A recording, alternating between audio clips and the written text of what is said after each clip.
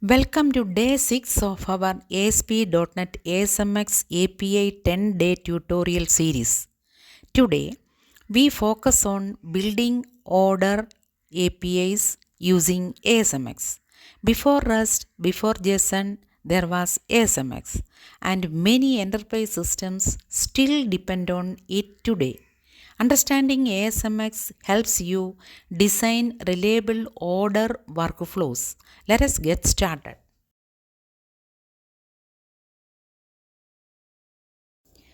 The retailer order model represents a single order placed by a retailer. It includes the order ID, item ID, quantity, rate, and amount.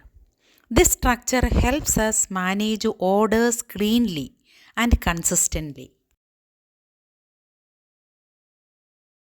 The order list API accepts a retailer ID, fetches all orders placed by that retailer, and returns them as a list. This is essential for reviewing past orders and managing sales history.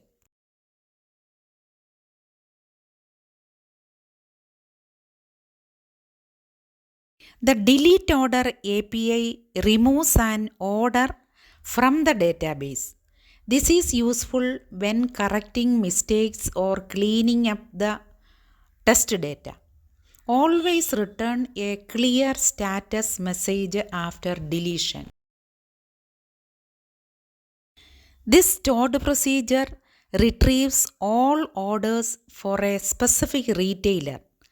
It keeps the logic inside the database, making your API faster and easier to maintain.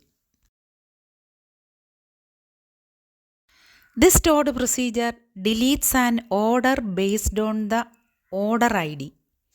It is simple, efficient, and secure. Order calculations are straightforward. The amount is simply quantity multiplied by rate. Always validate stock availability and minimum order quantity to prevent invalid orders. That completes day 6. Your practical task is to build two essential APIs, order list and order delete. Focus on clean logic, safe deletion, and accurate results. These APIs are critical in real-world order workflows. Complete this task before moving on to day 7.